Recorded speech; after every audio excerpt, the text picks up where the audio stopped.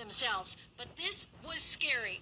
Councilman Stan Liu happens to live in the neighborhood. Yes, definitely. This is very close, and the firefighters did a great job. Every year we go around and cut out these brushes, and that helped tremendously. LA County Fire says the cause of the 4-acre fire here is still unknown, but these are conditions wildfires everywhere feed off of: dry, hot, and getting hotter. You come out anytime, especially when you have a couple of heated days that are put back to back. It seems like it preheats all the vegetation, and then it only takes a little spark and then starts a brush fire. Temperatures and the risk of fires are rising across the state.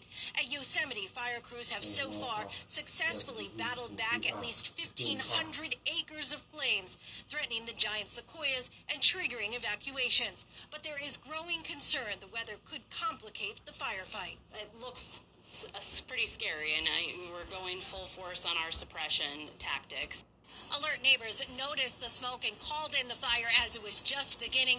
Firefighters say that was absolutely crucial in keeping this from exploding, and that could really help firefighters fight fires across the state.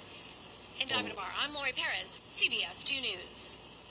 We're talking dry conditions, but also those temperatures continue to heat up. Yeah, it was a hot day today. The question now is, what does the week look like? Olga Ospina has the answer. Olga. Yeah, it's hot and dry, as you can see behind me. Drought monitor showing us that we are all under some sort of drought, extreme drought for some of those high desert locations, and most of us under a severe drought, but also moderate drought a little bit further south into parts of San Diego County. So all of us being impacted.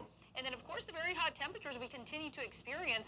We were above average for these areas in the 100s, in the 90s this afternoon. Places like Chatsworth in the San Fernando Valley, right at 100. Lancaster as well. 101 Lake Elsinore. We had upper 90s at Chino Airport. Ojai at 94. And Yorba Linda also in the 90s. We'll talk about what to expect for where you live as we head into this new week in just a few minutes. Back to you guys. Olga, thank you.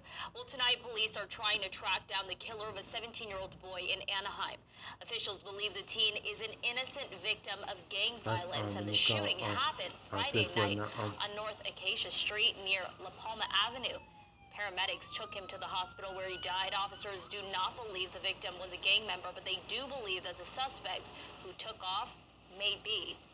Well, 3 robberies in 3 days. Culver City locals say they're seeing a growing crime problem. And the search for several of the suspects is still going tonight.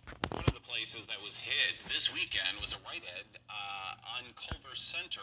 CBS 2's Jake Reiner has the